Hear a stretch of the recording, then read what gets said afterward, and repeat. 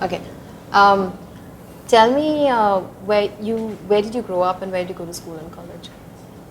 Well, I grew up partially in India. I was born in East Africa and grew up partially in India and partially in the US. I went to high school, junior high, high school, and college. I went to the US. I was in so most of my actually the teen years and earlier Yeah. were all in the US. And Yeah. which part was in India? Post I your was- 20s or? No, in India. Yeah. I was in my 30s in India when I came to India. Okay, but you grew up then? In the US Yeah. and in India, both places. So Okay. back and forth Okay. a couple of times. Okay, so you guys moved between. Not between, we moved to India after East Africa and then we moved to the US. So Okay, so in Yeah, between, yeah. and you went to college in the US, US as yeah, well? yeah. And what did you major in? I was a math major, yeah. You were a math major? Yeah. Okay. You've never done anything with maths? No, I didn't. It was a liberal arts math degree that I was in this program that I had enough credits just to finish my liberal arts degree, and I wanted to finish quickly so I can get on to film. I was more interested in liberal arts degree Yeah. rather than a science degree. So what I've done was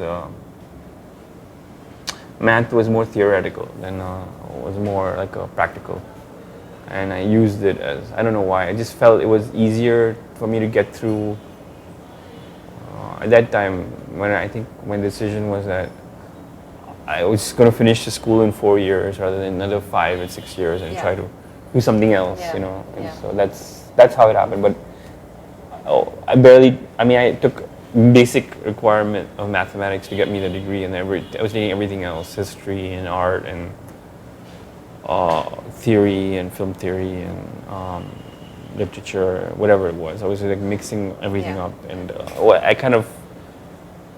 I thought was I kind of made up my own curriculum for what I wanted to learn. Which is pretty great if you're going Yeah. to undergrad. But where was this in U.S. We went to school in Florida, Florida? University, the big school there, the University State School. Yeah, it's not that great, but it got me my degree. And what about your early film watching experiences? What were they like? What were your influences? Like, what were you watching when you were growing up? I was watching a lot of with Indian stuff. I was watching a lot of stuff on No, any stuff, like doesn't whatever. everything actually. I remember watching everything. You know, I don't think I was a junkie. I was a TV junkie and a film junkie. I need to constantly. I remember that particular moment somebody called me a TV junkie because it was a friend of my dad's, and I would not get off in front of the television. So, you know, I remember just watching everything. But that was like everything from commercials to television shows to movies to, you know, it was just constantly I needed images, stories to make, you know, just make me engaged. I mean, or it was that, or, you know, or games, computer games. I was like that, you know, it was like one of those things either I did that or I watched TV shows, mostly cop shows, sitcoms, that, and then movies, of course. At that time, HBO was really huge when I was growing up. So it allowed me a lot of access to films that, it was right before VHS was starting to take off, and so on HBO would catch all the films and a Saturday night movie special. We used to have these Sunday night movie specials, and so those were the days, you know, and you'd watch, because I lived in a small town in Florida, we didn't have really a good film outlet. But I remember when I grew up in India for a bit, that I remember I did have access to films that I was watching, but not international stuff. But I would go to see Ray films and all that before I could understand them, actually. I was like 7 or 8 when I think Shatranj Ke Khiladi or something. I mean, I think that was a film. Yeah, Shatranj Ke Khiladi opened I'm showing in a theater, and then I kind of went to see it, and so I kind of watched everything, and I went by myself because it was somebody that none of my friends were interested in, and I thought, kind of because when you're young, your movie watching is always influenced by somebody. It's either your parents or your friends or whatever. Yeah. And so you're saying it's mostly you. I just watched movies by myself. Yeah, I remember things like I would steal money from my mom's purse to go see movies. That's what I remember a lot. Or make excuses, or like to not go to school. I mean, watch a film, or I would constantly memorize movie times. I was one of the things where my dad would make fun of me, like impress me, like what time something is playing, is something playing, and I would know the time when that particular film was playing in that town, whatever. So that was really weird. I remember going through that phase that I would know exactly how many theaters this particular movie was playing and what times it was playing that week. That was a big deal. And then it gravitated towards when at television stuff, when I would remember every week when the TV guide came, I would know, okay, I would just sit with my marker and just say, these are the shows I'm going to watch this week, and these are the times, and that was me, and then when I became more aware of stuff, I would, and then I would just be more selective of what I was watching. And then started becoming more and more selective. And, when I went to college, and I became focused on what I was interested in, the kind of stuff. But then I still watched everything. Yeah. But the stuff that I didn't have access to, I would more gravitate towards that, and the stuff that I know that mainstream stuff was always a big fan of, so that was always accessible. Yeah. So I put that aside. Yeah. I said, well, this is it's a natural course of things. Yeah. What is your? Do you remember any point when you started seriously considering movies as a career option? Yeah, I think when I was first year college, I decided that I'm going to make films because it just happened. It's just like when I was 18 at that time, and then I said, I think I want to do this. I want to make movies, and something I just said, if I don't do it, then I won't. I can always go back and do whatever. But I felt movies is what I wanted to work at, and it was not really thought out. But as I said, we didn't come from a very artistic family or anything. They were all into science and things like that, business or science. So really didn't have that vision of, okay, I'm going to go to film school. I mean, I tried to go to film school, but it was too late by the time I realized that I didn't have a body of work or anything that. Yeah. Yeah. And you've never had any formal training? You've not done any workshops or? No. Nothing. Nothing. No technical training? I just worked on job and just learned it. I just got a job and then kept getting another job and just learning about that. That was what I was coming to. So you moved to LA, right? I moved to after college. I moved to Miami, and then this is in Florida, which was the biggest place in that state where movies were being made. Yeah. Commercials and movies, and then I moved to LA after that. After a year and a half. How did you? I mean, this was early 90s. Yeah. Or early 90s, right? Early 90s. What was it like in the early 90s? I mean, early must 90s, have been such a different. Yeah, early 90s was like, it was again like now, actually very similar to here now. There was a lot of hope of making stuff because you didn't feel like, you had to be part of anything to make a film, because Steven Soderbergh had a big hit in '87 in 88 with Sex, Lies and Videotape, and then that kind of broke everybody, and say, okay, this is you can come out of nowhere and make a film, and then early '90s, and then couldn't happen in early '90s, so Tarantino happened, and then at that time, independent film was on the map. But people were making independent stuff. It just was not accessible independent stuff. Yeah. There were great filmmakers like John Sayles and, and Spike Lee, Meter and Iyer, all these people were making films. Yeah. But people always looked at them as like, when Tarantino and Kevin Smith started making films, then the whole landscape changed. Then people thought you can make, and Rodriguez is another guy, you know, people thought you can make films that could reach a wider audience, and studios became interested, and you know, people were making the movies they wanted to make, but the people who were making it could get a wider audience than now. I mean, the 80s were full of people like Jim Jarmusch and Independent. Independent actually in 80s were huge.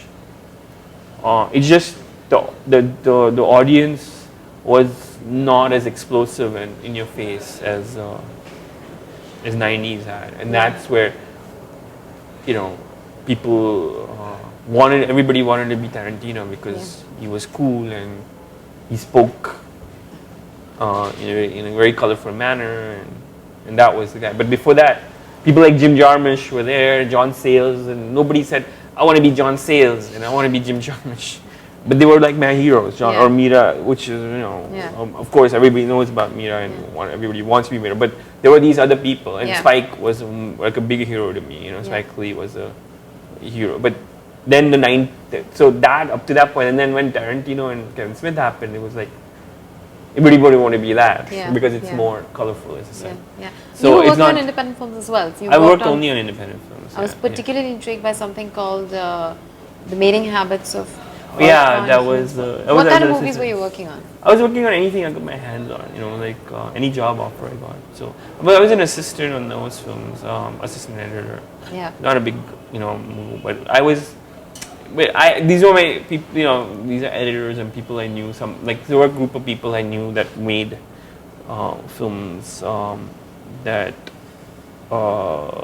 My friends, a guy named James Merendino, who made a movie called SLC Punk, and I worked on his film.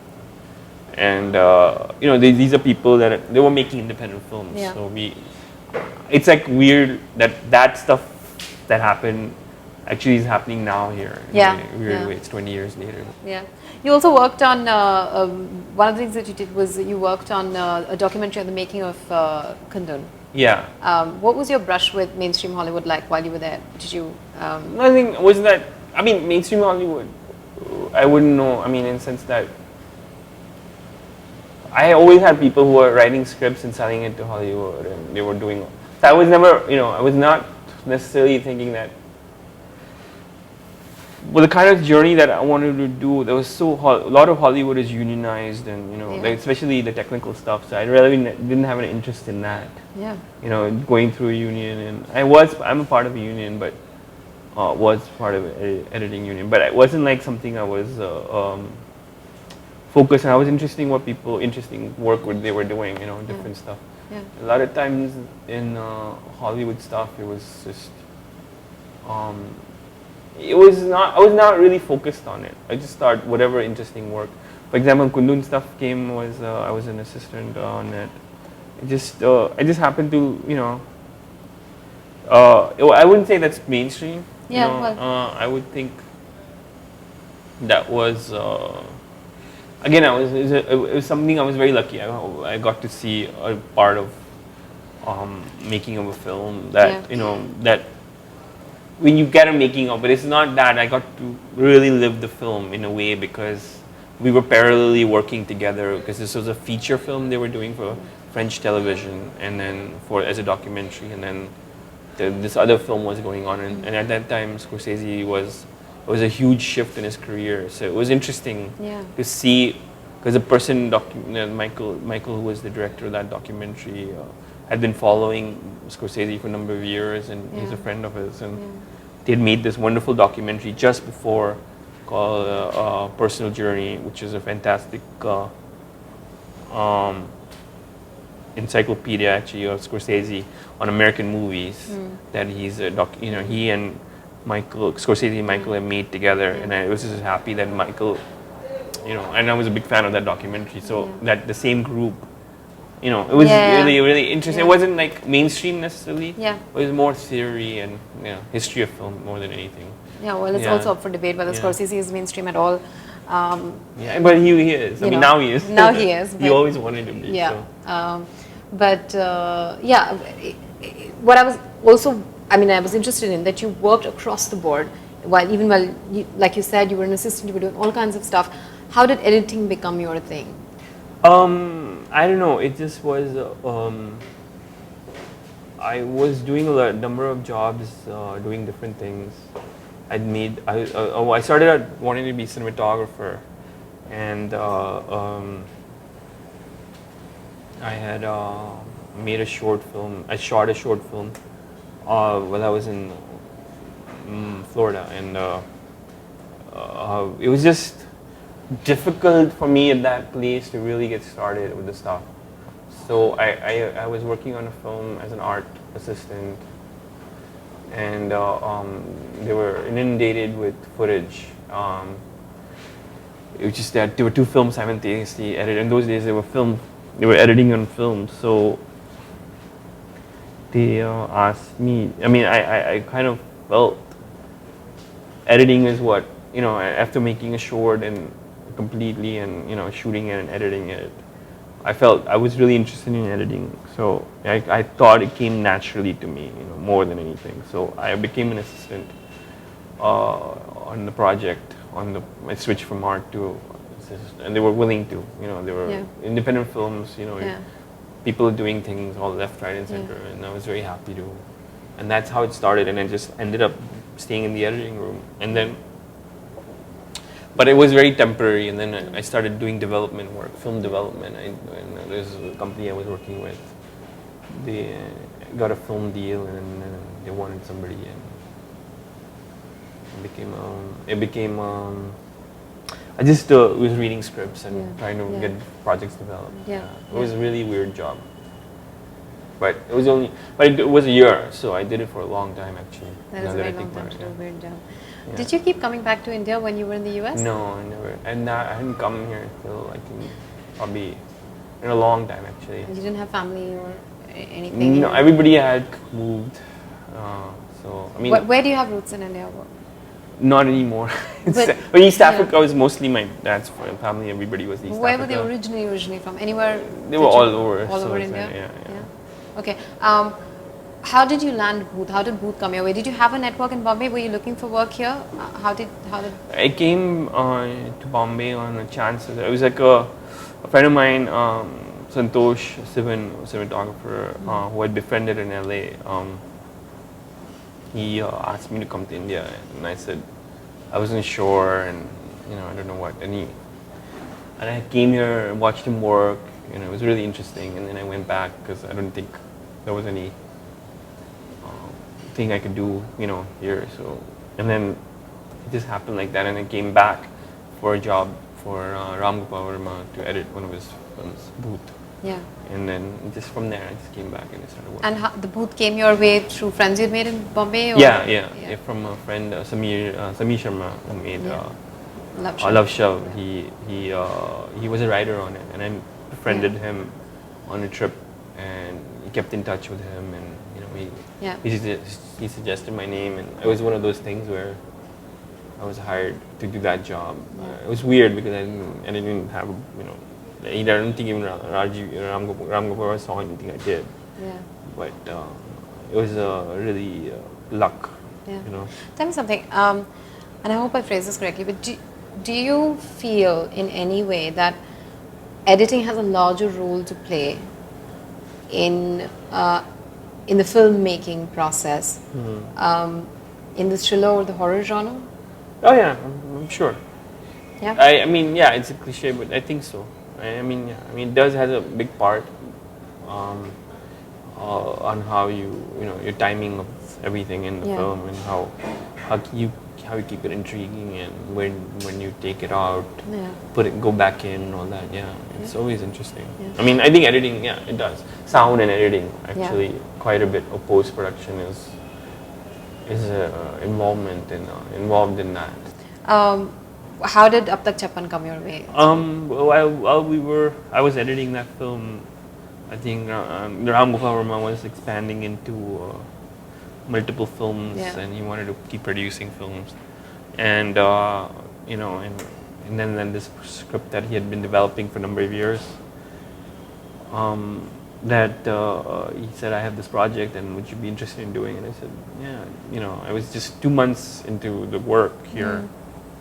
I think I was here in September, and by November or December he pitched it to me, and I started in February, shooting it in February. What about that project? I mean, like you said, Rampal Verma had started producing films as well, but even the kind of films he produced were a lot about his creative vision. They were a certain kind of, so how much was he involved in, and well, also how much did you get to learn from him? Yeah, I mean, you know, he told me the story, and then I think he left it to me to make the film, and Nana was on board, so, you know, I felt he felt comfortable that the performances and all that would make the film, which he was right. Yeah. And that's what I just kept the performances going, and when I mean, meaning that just making sure that what needed to be shot was shot right, and that's how it happened, I think. Okay. You know, and yeah, you know, a story. He had developed it, and you know, he kind of, you know, you can just get that it was him, you know. Yeah. Yeah. So, but it was a story almost, you know, that with his kind of a idea, you know, thing, but so it was good fun just to try to, you know, make it. I didn't think I was, you know, I took it upon a challenge. I mean, I didn't know I was going to be a director any time in my life, but I felt like I could make this one film, and maybe nobody, if I fail, nobody will know about it, you know, that sort of thing. And I'll go back to doing what, or not going, I'll continue with what I was doing, which is editing, you know. I never thought I could make it into a career, you know. And I still didn't think today. Even today, I keep going back and doing editing work because I feel, okay, I think maybe I'm more of an editor than a director. Okay. But like you said, the script was already developed to a certain extent. How did you want any changes? Did you work on the script at all? Yeah, I mean, you know, the script was developed and the story was developed, meaning that it was a one line of each kind of a scene. Yeah. This happened, and I remember in particular journey I took with Rambo. He just said, this happens, this happens, this happens, this happens. He just told me that, okay, this is the story and this is the world. And then I did some research on the world, and then kind of I met the characters, some of the characters, and that's how it happened. Just kind of, it was really like a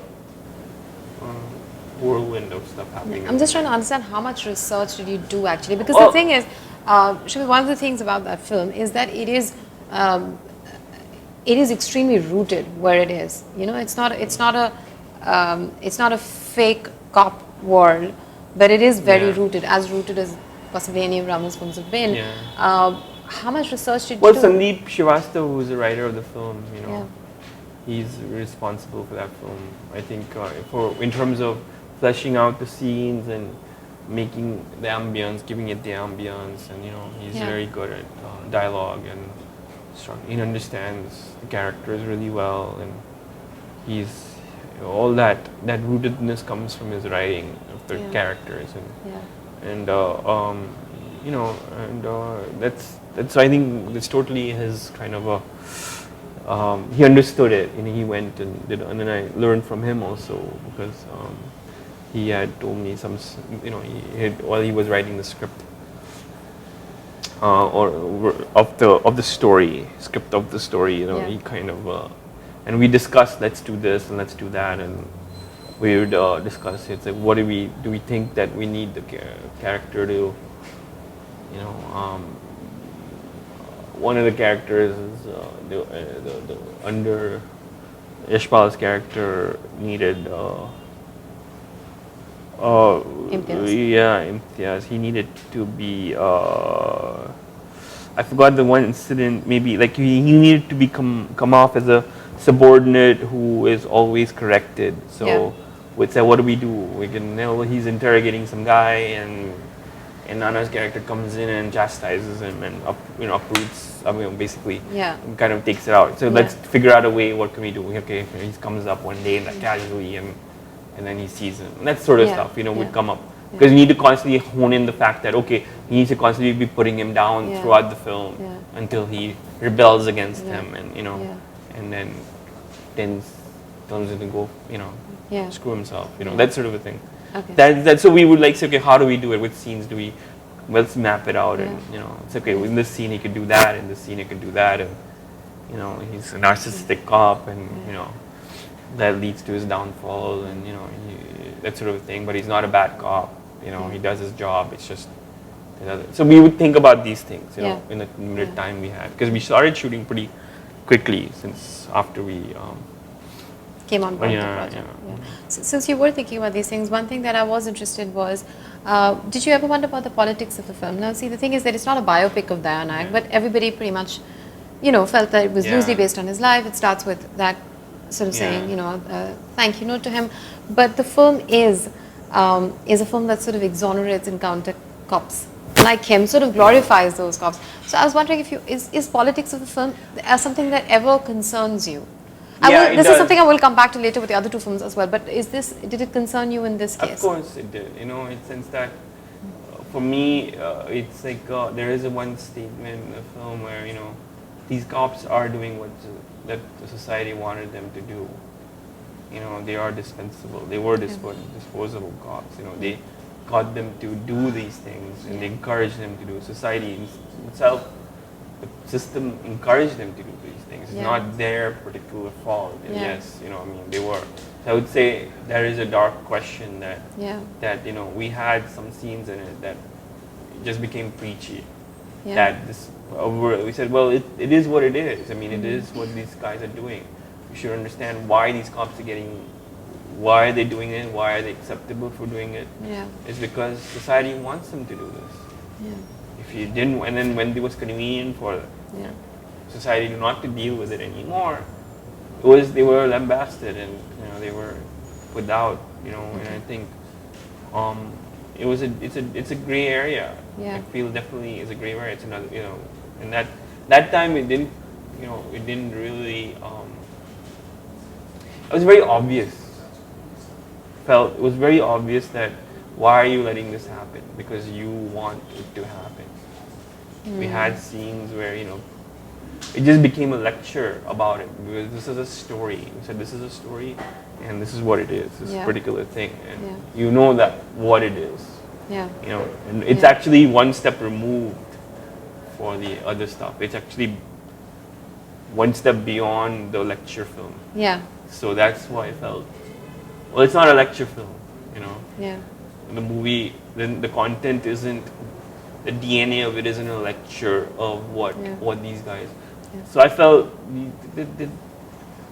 the characters were, living in a gray area, because it's also of a piece with Ramu's the larger moral universe of Ram Gopal Verma's films. I mean, he always was attracted to these really ambiguous grey characters, and there was a larger question somewhere, but he also let him have the time of the day. So were you comfortable? Actually, I was not so much about this film. I wanted to ask you a larger question about how concerned are you about the politics? Supposing you were really excited by a story, would you pause to think that should I make it because I'm concerned about the politics of the story, or is it usually a more... I think all the films I do are political. I mean, in one context or another, there's a certain cause or something behind it. So I don't think that, I feel they are. I'm concerned about it, So they're all there, but it's just it's not good filmmaking to just wear it on your sleeve. Of course. No, my question, which you answered, was basically that every act is political, whether we like it or not. Every damn act is political, whether or not you're aware of it, or are you apolitical in the sense of not concerned. That's the question I was asking. True. But that's true. I mean, I felt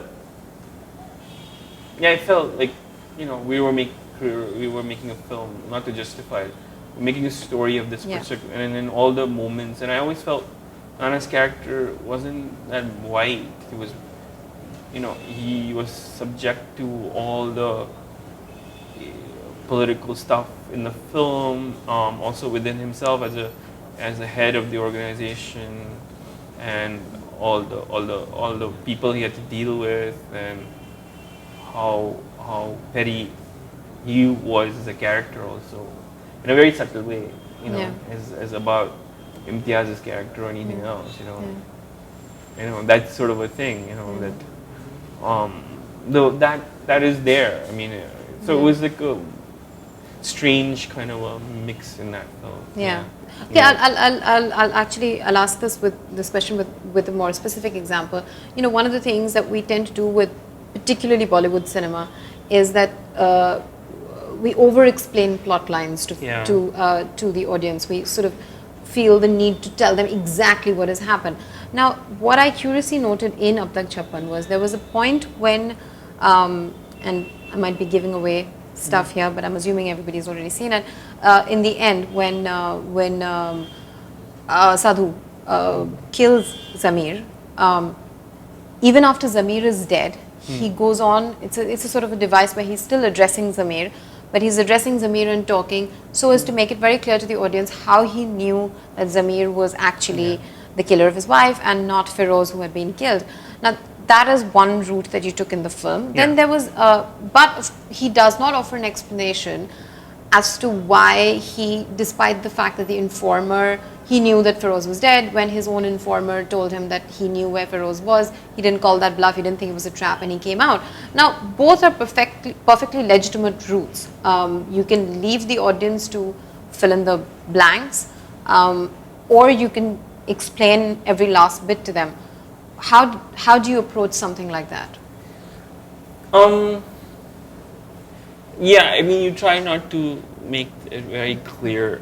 I mean, see, the thing is, there's a point where you say that you don't want to lose the audience completely. You know, I mean, you can watch the movie today and probably I haven't seen it in years, but you can not have that scene and it still works. You know, probably I think it could possibly work, but actually, even that explanation. I think we had a couple of screenings and maybe people didn't understand it, and I think we put it because of that. Okay. I don't think we kind of like, from what I recall, I think we did kind of literally explained it. You know, we better make sure people understand it. I think we had to, because I think a couple of screenings is people probably, I don't think people understood it maybe. I think that's probably, it's been a while, and I think maybe it just came like, let's just make sure this is there so people don't, you know, either get it or not. But I don't think it was. Also because that was the climax. Yeah. It was like one of those things where let's make sure that you don't miss it. Yeah. Because it's not said and it's not, you know, it's never highlighted, and it could be, you could have showed anything at that point. Yeah. You know, you can also argue oppositely. Sometimes people don't explain anything and they just show you, and there are a lot of these holes. And you don't understand why it happens. It's actually once you highlight something, it becomes that thing. If you don't highlight it, it's nothing. You know, and it's one of those. What is the worst of the two? You know, and that's always the thing. What is the better of the two?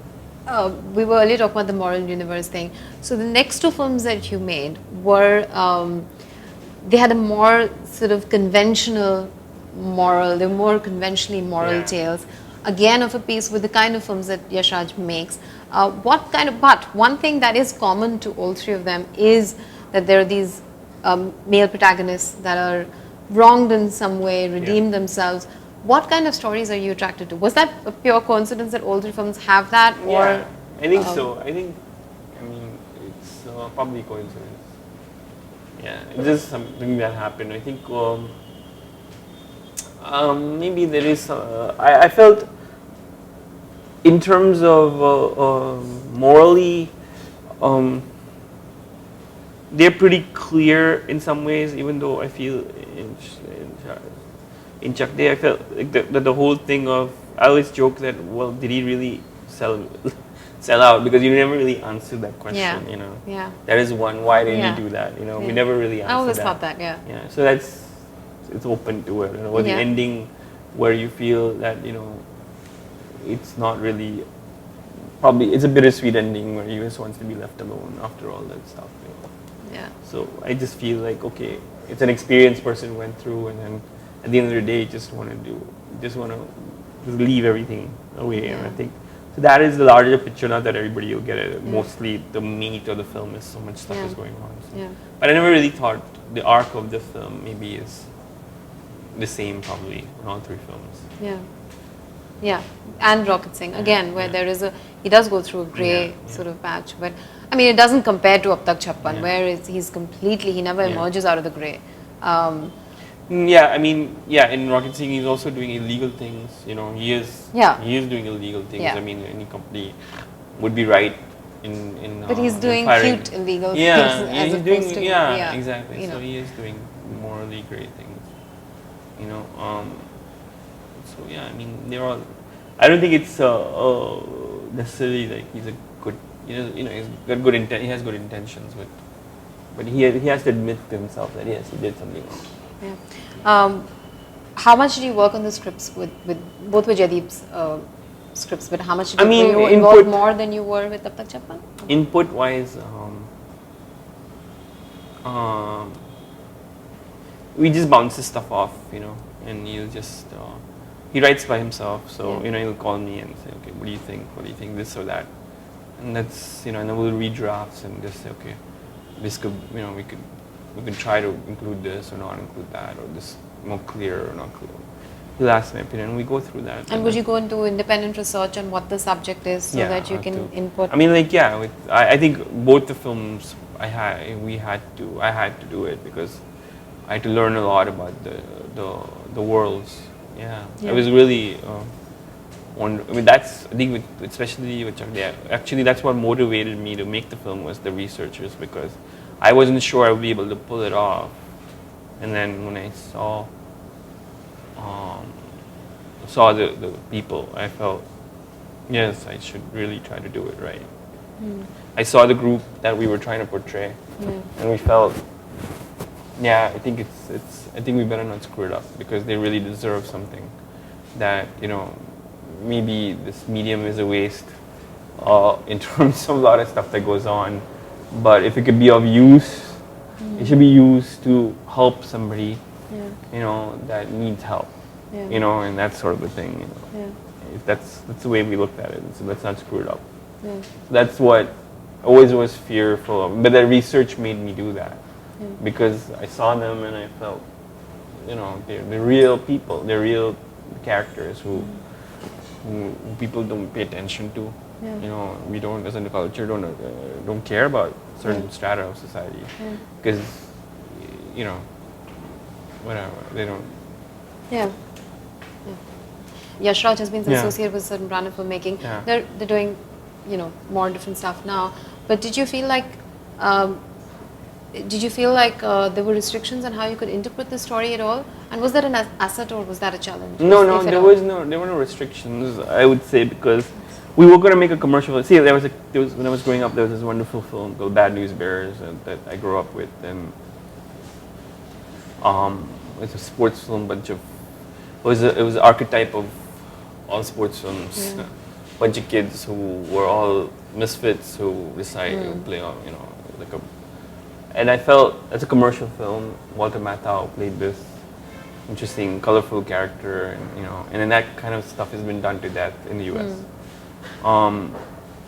So there is a certain genre that film belongs in, and that's what I feel Chakde belongs in, that genre of that film. I wouldn't say this. I think Bad News is much more. It's much better, much more interesting film. But I feel that it's just that genre. It needs to serve that genre. You can't at that scale in that kind of a thing, and you know, you need a spectacle. You need it. You know, so that's what it is. I don't think there was no romance in the movie. Nobody ends up together. So I don't think there were any.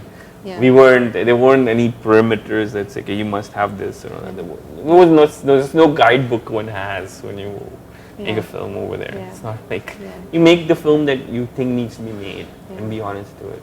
So I don't think, you know, actually, oddly, that was going to be my next question, but you've answered it. I mean, this was exactly my next question. Then how did you approach the film? Did you approach it like a sports genre film? Yeah, and that's what I think it came from the top also, in a sense that let's make a most authentic sport films as possible, you know, and I felt wonderful, you know. I never had to sell that idea. It's just that they came and said, we need a sports genre film. We don't have one. People were making films with I don't feel the amount of sports that was portrayed, except for Lagan, which was incredible. Yeah. You know, that, but you know, this is as detailed as felt. We could have gone into it. Yeah. So it was like, you know, I feel like a lot of, another because I did a lot of misunderstandings about what Stitch Judge is. They always try to do stuff, but I think people always try to pull.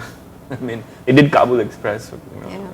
So at that time, at the same parallel time, you know, and just they were ready at that time to make that film because they want to make those kind of movies as much as you know this stuff. It's just it's everything actually, you know. So I think it's what I feel I get a kick out of. People always saying that that's what you know. You know, a film of that kind of thing is. You know. Again, Rocket Singh. Did you approach it as a classic underdog genre film, or no? I think I don't know. We probably is a quirky movie, probably. Quirky. But it does have elements of that. It does. You know, the guy who doesn't do well and. But it's quirky business, whatever, ethics kind of a film. More, I don't know. I thought the story was interesting, you know, and we felt the character that Jadid came up with was very fascinating. I felt, you know, this kid who is trying to do good and doesn't understand that the world is corrupt. You know, and in his innocence, kind of really. Maybe it is a classic story, but I don't know. I think the underdog part just came out the way. But actually, we failed at that because people thought we should have gotten a bigger comeback, and you know, we felt a lot of people told us that why didn't he win big? You know, then that was for us it was the story of this kid who the coming of age story in a way in the first year of work that somebody experiences, you know, and I felt let's not, you know, we don't have to have this whole hoopla about the success and all that. He just does what he does. He comes to it's actually a film about a kid who understands who he is, you know, in a weird way, coming of age story in the workplace, you know, and it's not an underdog story. He's not an underdog, you know. He's just a kid who realizes that, you know, what I need to do, you know, to survive, you know, and I don't think I don't think he wins necessarily, you know, and even in his victory, you know, it's like it's actually downplayed. I don't think it's like he kicks the guy and beats him up. People expected it as like, you should have I was going to ask you this a little later. I was interviewing Ranbir earlier, and he said that he felt that Rocket Singh was his most underrated film, in the sense that he said that I just don't understand why I wish more people had gone and seen it. Was that, you know, I feel, so that's the one film he stood up for. And I was wondering if you could look back and figure out why. Because, you know, there are several, you can analyze it like so many ways, but I feel because maybe the expectation of it being huge. We wanted to make a low-key film, and that's what we made. It wasn't going to be one of those, you know, you're going to walk out. And we wanted to also constantly make it surprising as to what the film would turn out to be. You know, it wasn't going to be at the end that classic story of, you know, the boss gets it, and you know, the boss is like. So there's several reasons I feel. Well, maybe people may not have taken. It just was a low-key film, and he was playing a character. Ranbir was playing a character rather than a Ranbir, you know, who is doing outlandish things, and you know, which he's good at. He's fantastic, and he can pull it off. But he was a character in a film that, you know. He wasn't playing a Sardar who was loud Sardar living in Punjab and doing balle balle, you know, which was a great accomplishment. For us, we had a big smile on our faces when we realized we were going to make a film that's not going to be a Sardar joke. And play up the stereotype. And I think that was wonderful. For me, it was an exciting, just that pulling that off was interesting because, you know, otherwise we're just going to play up to the stereotypes, you know, and that's one thing that people expect today. Even in advertising, when I do ads today, when there's a Sardar story, people want to play up the Sardar element and to a stereotype, and it's embarrassing, you know, I feel, because a culture is full of that. And I think that's what I feel mostly. I know, sorry, but that's what it is. I mean, it's not a Sardar film, so it's not. So you don't see him as a real character, and you know, I can, you know, and you don't see him like, okay, he's not doing a Sardar thing, you know, he should be, you know, and that's, it kind of probably in your head it goes against that, you know, go, okay, it's not, you know, maybe we didn't make a good film at the end of the day, you know, you know, that sort of a thing. Yeah, you know, I was going to ask you this when we were talking about genres. I wonder if India, you know, we keep talking about, let's not blame the audience. It's the politically correct thing to do, to say, well, you know, maybe we are making bad films. But at the end of the day, could it also be that to a large extent, audiences not ready to watch genre films? I think maybe if I could say what maybe Rocket Singh was, is I felt there were no, one thing is that we are used to films that go high and low quite a bit, and the film wasn't even keel film, you know, and I felt we kind of stayed to that.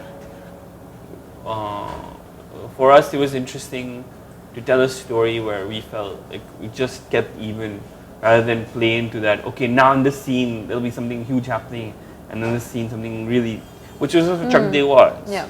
It was, graph of that film was up and down, you know. In this one we said, let's make sure that it's just, it's a movie that's normal. It's like not real life, but it's like it's a style. That's the style of the film is. It's just not gonna, we're not gonna overplay it. We're gonna just make that happen the way it is, you know, because it's something, you know, you do as a story sometimes. And I felt as a story that's what we wanted to do.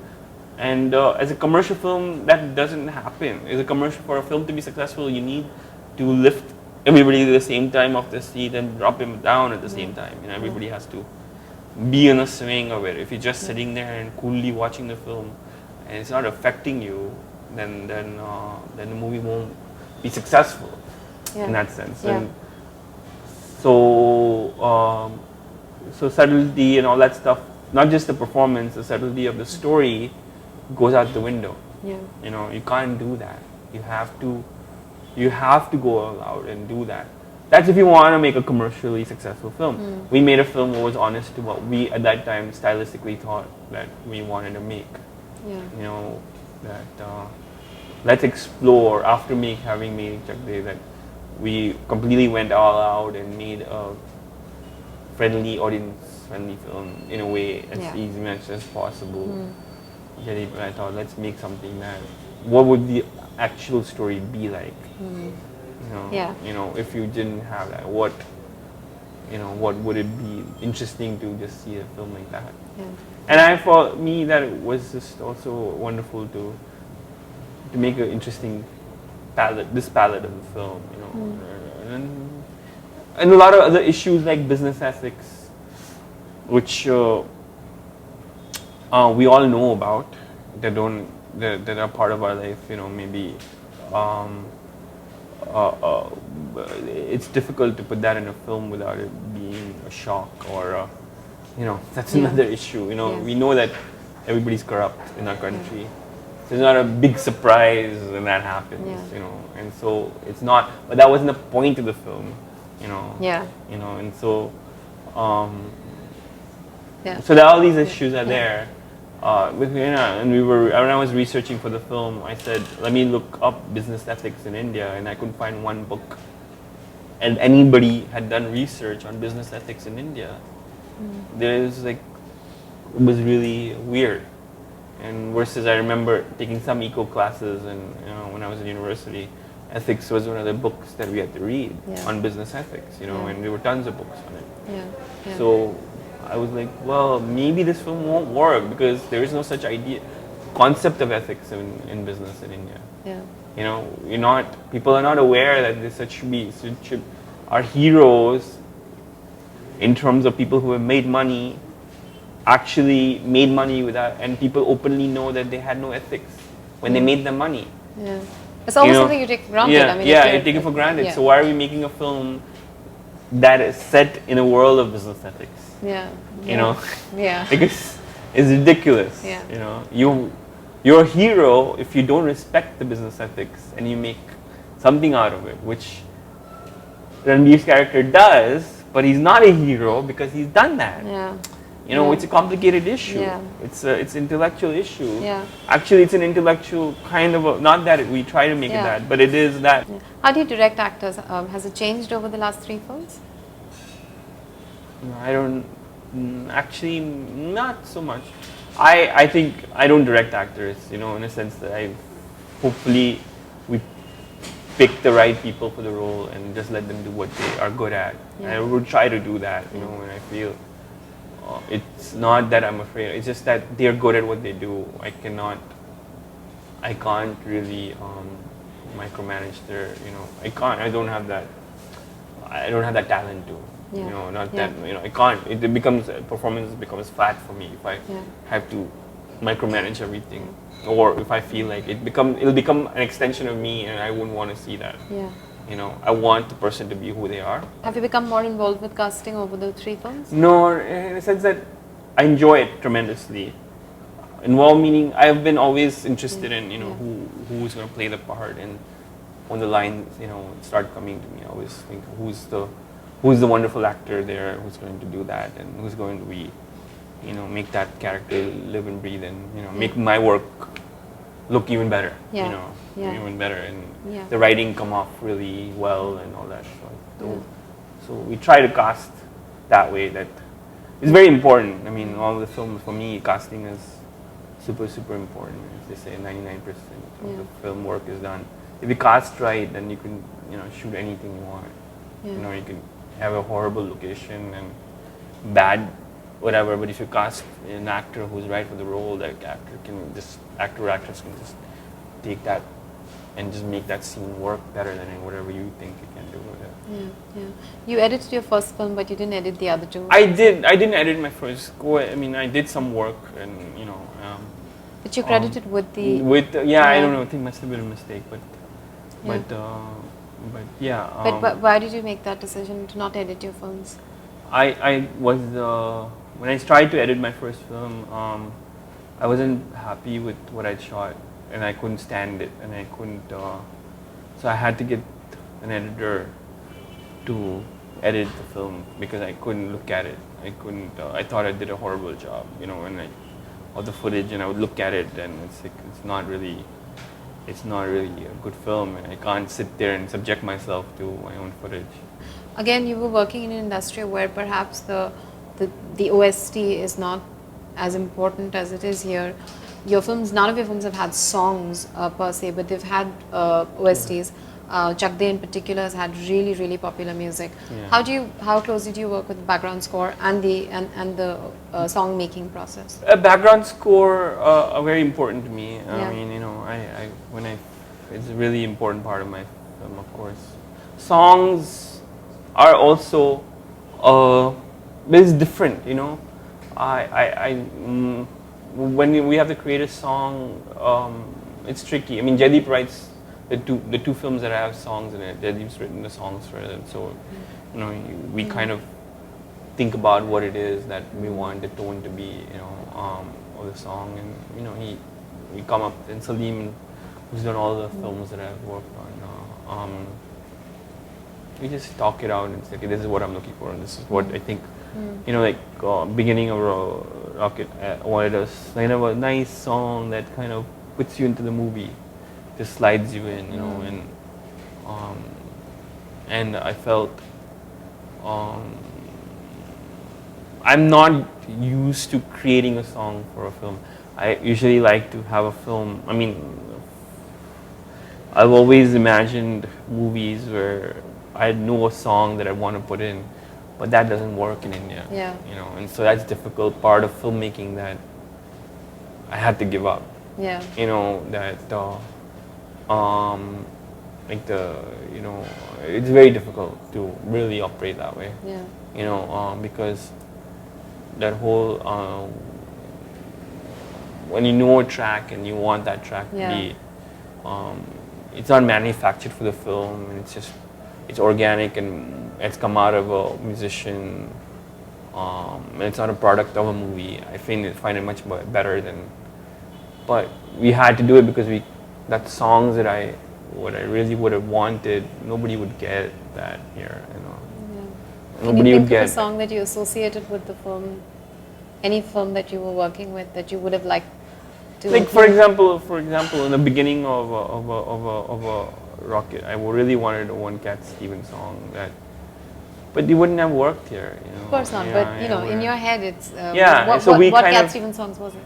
I've forgotten the song, but it was one of the Cat Stevens songs, you know, that I think maybe Where the Wind Blows or something.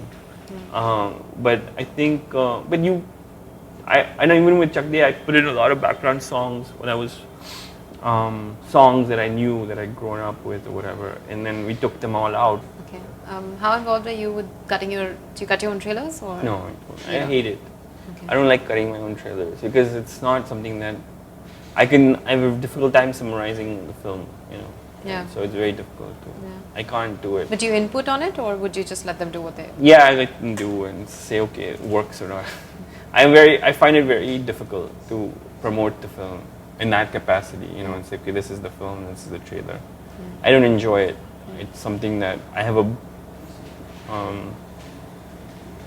block for. I mean, I can't get past it. Yeah. But would you get involved if you felt like the tonality of the film was not coming through? Of course. I mean, if it was really horribly, if it was a misrepresentation of the film, I definitely would. Yeah. And marketing, is that something you get involved with? Yeah, I guess so. I mean, you know, it's weird. You have to, you know, because you know your film best sometimes, and then you want to sing what the audience is, you know. For example, for Chuck Day, we had some songs. The girls were singing, whatever. I thought that would be the song. We had to do a music video of this film. So naively, I said, why don't we just showcase all the girls and, you know, singing some song or something. It's not, even though it's not part of the movie. Yeah.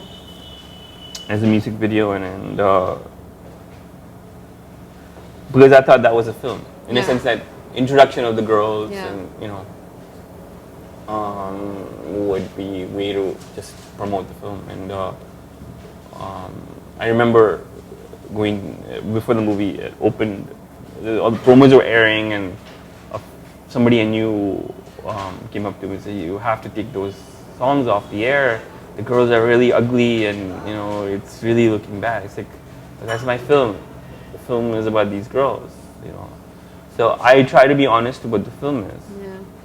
But you know, that made me realize that people really what you think your film is, what the people want to watch is different, you know. And so sometimes I find people, they know that there are people who are good at make good films, and they try to say, okay, we're going to promote the film this way because they won't come if you show it this way, and that, unfortunately, that's something in art that I don't have.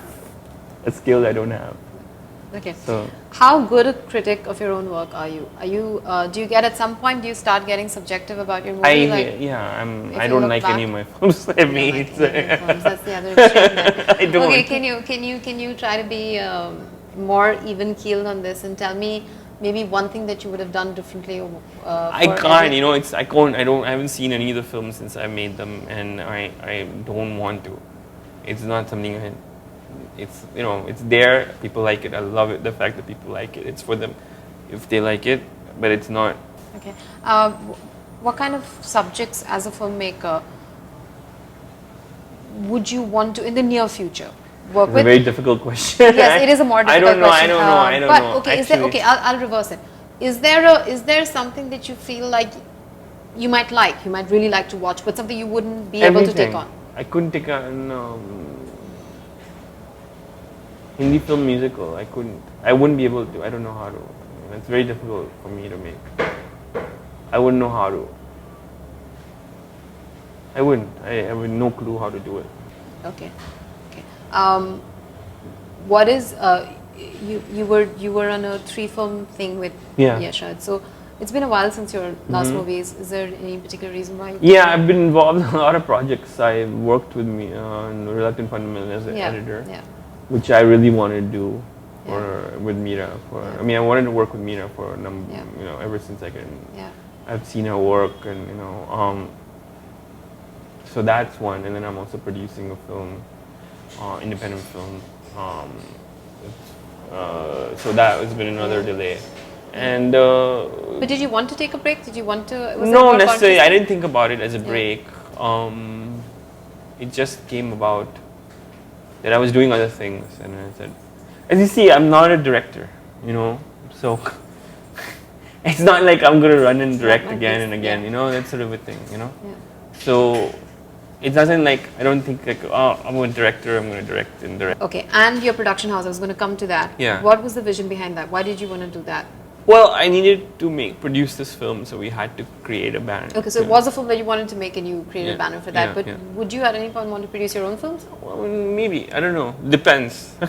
I feel I don't think about it. I wouldn't think about it. I just feel if the project was there, how do I make it? And that's how this production company came about. That okay, we're gonna, my partner and we're gonna make films with this company. Yeah. There'll be, we have several projects that we're gonna make, but yeah, I mean, eventually all comes around, that I have to look at myself as a producer and say, there's a film here, would you like to direct it? And I'll say, well, but it has to be with this, Yeah. So I'll have to look at it that way, but I don't know if I thought about this I'm gonna do, but yeah, eventually I would love to. I like to make a film. Okay. What about, I was going to come to Reluctant Fundamentalist next. Tell me a little bit about how did the film come together? How much of it was made on the editing table? And what really interests me is that we always talk about adaptations. Well, always, it's not very common in India, but abroad. You talk about literary adaptations into films. Did that process continue well into the editing? Because you knew the source, the original source material, you'd read the book.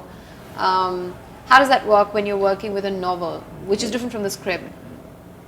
I can't speak for Meera. It's Meera's film. Yeah. But I'm assuming as an editor, I can only say that as an editor or people who, as a person who has not directed a movie, a book adaptation, it's very common sense. I feel that you just have to treat the movie individually than the book. You can't make, and it's very, over the years, that engineering has been done about how to adapt, by people who've already done it, and said you have to just make it a film rather than the book.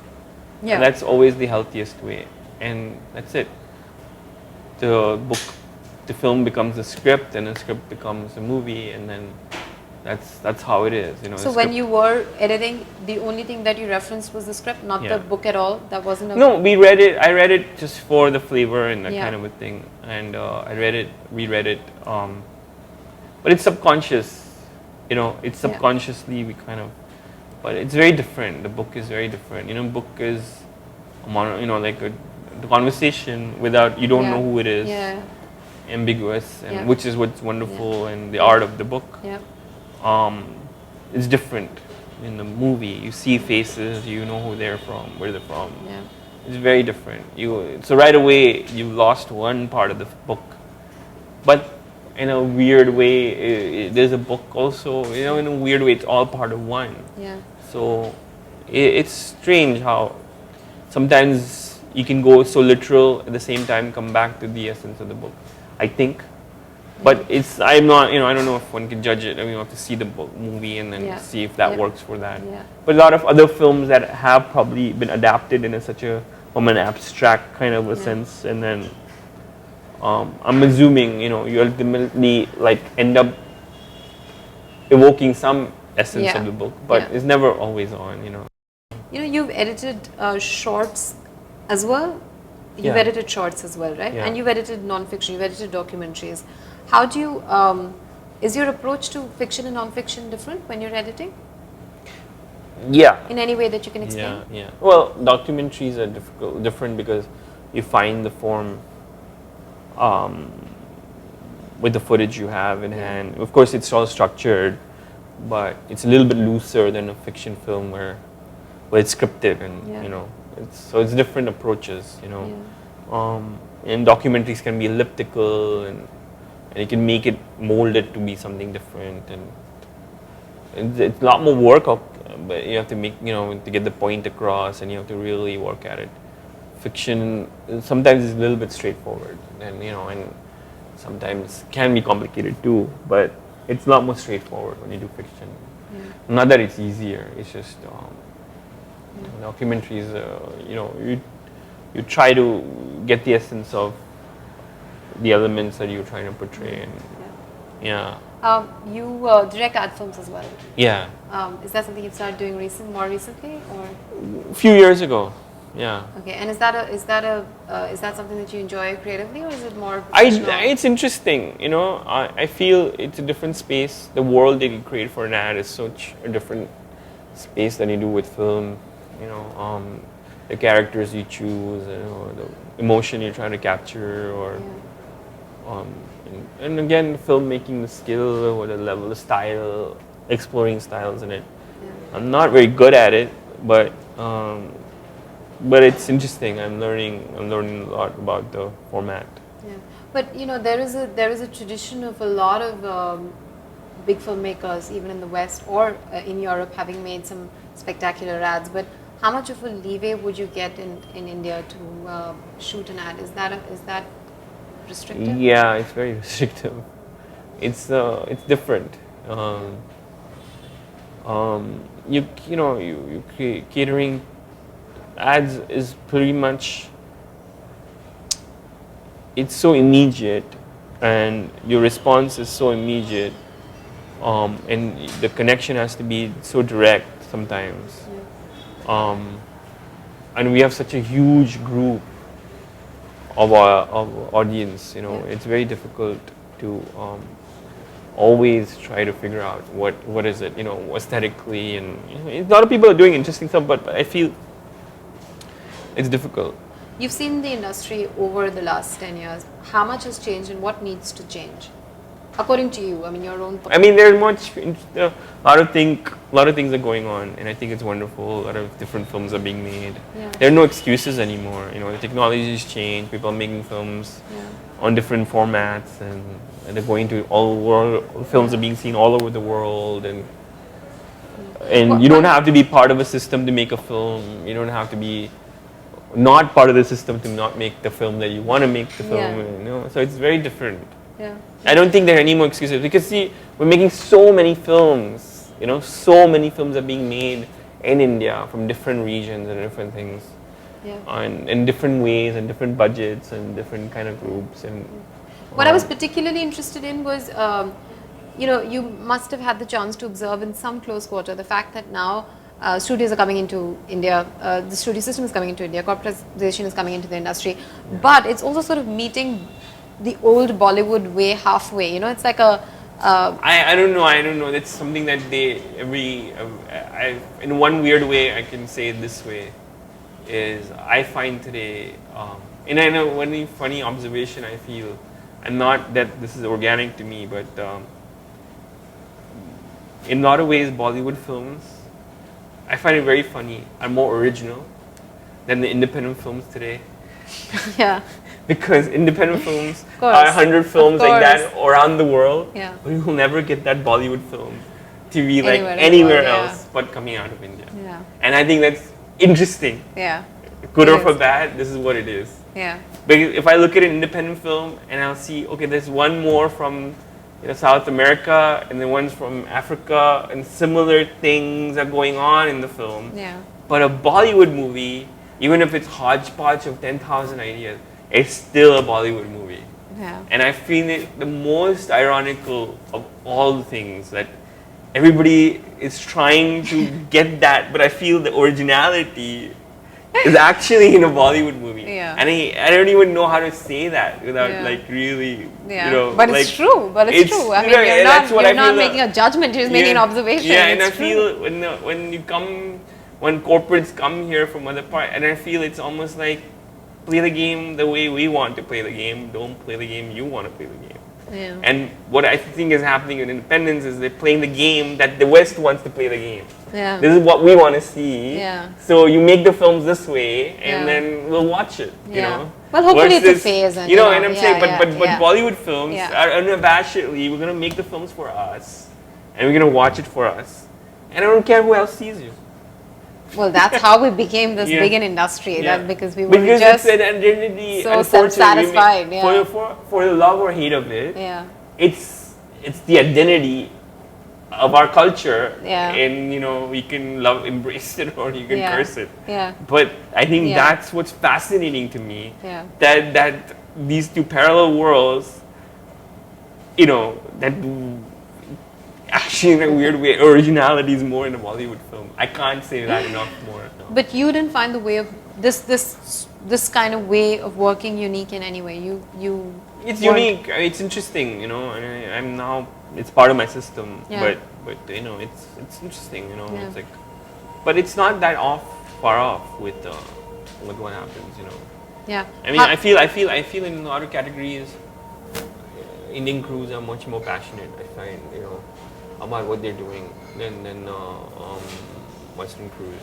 It's not like so 9 to 5 and okay, my shift's over, I'm going home. Yeah. But you're paying for the 9 to 5 for a thoroughly skilled person. Yeah. But the engagement level is, depends. Yeah. Really. Yeah. Where I find the crew that works in Indian film, the light crew and the crew, all the people who work, they just will go overboard in working. Yeah. They'll work till their fingers fall off. And I mean, in a good way or in a bad way. In bad ways, it's terrible because the human labor is just so, it's horrible. Yeah. I mean, the way that, but it's not just in the movie industry, it's across the country, it's like that. Yeah. So. Yeah. How do you see Ram Gopal Verma's journey as a producer and director? Any observations? I think he's a far innovative, and I think independent, unabashedly independent, even in the face of all the criticism he gets. He's still sticking to what he's doing, and I feel that nobody can claim that. Nobody can claim that kind of accomplishment. I feel he's doing what he wants to do in his own world, and he's happy with doing it, and all the stuff. Whether he gets criticism or people like what he's doing, or the intelligentsia loved him for a while, and then now they don't like him. But he was making better films earlier. Or do you not think that? I haven't seen it, and this is something that is subjective. Yeah. He's making interesting subjects for sure. Yeah. He's making interesting choices. Yeah. You may not want to watch it, but he's definitely making it apart from anybody thinks. I feel is in what they should want to watch, and it's interesting because God knows 10 years from now, he's a maverick in what he's doing. Yeah. He's not succumbing to somebody saying, okay, I'm going to make the film this way and that way. He still wants to excite the audience. I'm going to make it this so people will, I feel but he's not saying I'm going to go at everybody in the movie theater. He's not. He's just saying what I'm going to do in my own capacity. I can do that. Yeah. He's not going to touch a film that he doesn't understand. And I feel that's interesting. I feel it's so fascinating to see it in a human being that as an artist. I feel it's incredible. I feel it's just. That is a very unique point of view. I mean, I'm not. Of course, we can't go on at length about this. I mean, I'm not sure I entirely agree with you, but I think that is a very. I mean, why would you? Tell me what you don't agree with. I don't know. I think that there has to be a line between doing your own thing and becoming self-indulgent. There has to be. It's not but if filmmaking is self-indulgent, I feel any kind of art form. Art form is. If you consider, do you consider filmmaking as art form? I do. Yeah. So then, art form is self-indulgent. Any art piece, it's narcissistic. It is narcissistic. Yeah, it is narcissistic, of course. But I is. don't know if entirely self-indulgent. Like if I'm writing a piece, for But example, I am writing it for myself. But you want to be lauded for it. That's narcissistic. Of course. But I'm also keeping you in mind who's reading. There is always a subconscious I don't know, audience. I agree. I mean, it's like for some people, it's different things. It's not. There's no guidebook on it. I feel that this is how things should be. Yeah. Anybody who writes their own rules is actually who's actually. But you really don't. I mean, forget about Ram Gopal Varma. But you really don't feel like there is a danger with an artist becoming too self-indulgent. Tell me something. Tarkovsky. See Tarkovsky films. Yeah. Isn't that self-indulgent? I don't think so. I think there's method to the madness. I think there is a lot of method to the madness. I'm not saying that comparing the two. I'm just saying it's different. Yeah. I'm saying is for a lot of people, if we show a layman, you think it's self-indulgent. Well, that is a Wow, come on. All I'm saying is that it can't be pure narcissism. I disagree because there's a lot of people who are doing that, and actually, in a way, it's humorous. Yeah, and actually, in a weird way, actually, he's laughing at the whole way of the thing is, and he's he's a very wicked sense of humor. He does. And I think in a weird way, it's a joke. Actually, if you look at it in one category, and how seriously we take filmmaking. We take the bloody industry and filmmaking and everything so damn seriously. And he said, it's not that serious. I'm making films I want to make. What is wrong with that? He gets the money. Somehow, somebody gives him the money. He earns the right. If he can earn, somebody wants to put money in him to make a movie and he can make the movie, why are you raining on his parade? I do feel that this is a larger debate. I see your point, but it is a larger debate. I mean, is the artist... What it is about the artist's responsibility, aesthetic responsibility. There's no book on it. Completely moving away. Do you feel like a culture of criticism is important for a healthy industry to exist? Yeah, I agree. And totally. do you feel like we're getting somewhere? Criticism in a right way. I don't think we have proper film criticism. We don't have proper film criticism in this country, and I don't think I'm talking about A.O. Scott and Ebert. Those are different. But in our industry, you're talking about this industry. Yeah. There's no such thing. And do you feel like that would greatly enhance the conversation on cinema? I don't think so. We had good critics? I don't know. I know it's not that it's not something that I can foresee. I mean, not that I can see. Yeah. Of course, you should, but you don't know. We're a different group of people and we're a different race, and we react things differently than. Is that why you think we don't have good criticism? No, I don't know. Actually, I haven't. It's just something that I don't know why we don't have good criticism. Yeah. We used to. Probably Ray and everybody were, wonderful criticism in their time. Yeah. I don't know what something has happened. Yeah, perhaps the part of the nature of the media as well. Yeah. So I feel. I don't know. I don't know exactly. Yeah. I don't know what can I say about that, but yeah, it would always wonderful. We can have it when you really have great people who can write. That you mentioned. Manohar Dargis or anybody who can really write wonderfully about film to make you believe in it and all that. It's always nice, But I don't know. We need that kind of a person who can stand up and push films that need to be pushed. When it's great for that. I always feel that film criticism is great when the movie is something that needs to be pushed rather than be dissed. Yeah. It's easy to diss the movie. Yeah. When it's not good or not happening, or even if it's okay and you just diss it.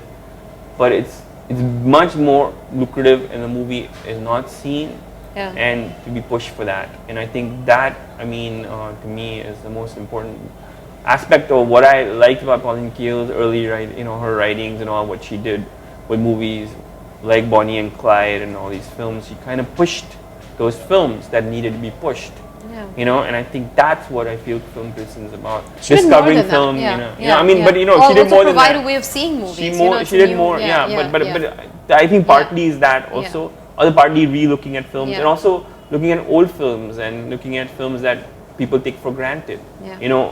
What had happened in the American films in the early up to 60s. People looked at films before and saying, "Oh, they're all terrible films." But the French looked at it and said, "You guys really made an interesting film. You don't know it. Maybe it's Hollywood, but you guys made really interesting films." And a lot of filmmakers in the 70s understood that that they were already, and then there were groups that completely didn't like that, and those people didn't survive, I feel. So a lot of criticism for, Andrew Saris and all that, when they wrote about those films, really helped to look at the films, and I feel that's what criticism should be about, rather than dissing the latest Friday movie, What is your, you spoke about Rob Dolphin, but can you name a couple of other filmmakers that have either influenced your work or just, they don't have to influence your work. Sometimes people are just important to us because they are. I mean, everyone. I don't think there's one person who I've watched you keep going back to? Or? Everybody. I feel everybody. Hal Ashby, and for me, is a filmmaker. Like just for me, is a wonderful filmmaker. Always. Jonathan Demme, Hal Ashby. Those similar, kind of not similar, but they're like related. And people like that are really endearing to me, and lots of people. I mean, this is everybody. I feel everybody that I've watched, somehow I like and want to make stuff that they. It's sad because I can't take a name, because the problem is, and I feel bad for the other person I didn't take a name. Yeah. It's too many people, to like go through and say, oh, I didn't name that person, but wait, that person's also interesting. But that, to me, that one thing that X, Y, and Z did, in that other film is interesting. Yeah. Frank Borzage, one film, The River or whatever, he's done wonderful stuff in it. I love to do that one day. Or, Frank Tashlin, Okay. Have you ever consciously or subconsciously paid a tribute to a filmmaker or a scene with any of your films? Even if it was just for yourself, even if it wasn't obvious to the audience? I don't know, maybe. I can't think of it. In my films I made, I don't. It's difficult. I guess can't think of anyone. I mean, there everybody. Again, all the films. Like my first film, lots of Italian 70s cop films that were really like huge influence on me. That Sergio Corbucci and all these filmmakers, and they made all these cop films and all these, and that, and spaghetti westerns also, big influence, and weirdly enough in that film, all the Italian films actually in that period, because I was watching a lot of those at that time, and which I don't know, I think lots of other kind of Bad News Bears, Michael Ritchie, which was, I feel, not that it's the same, but it's been channeling that youth, that kind of what he captured in that film. Not that anything to that kind of a tone also, or even with in terms of in Rocket, I think Hal Ashby was clearly a huge influence for me in that film. Like I always thought about how Hal Ashby would have made that film. And that to me is,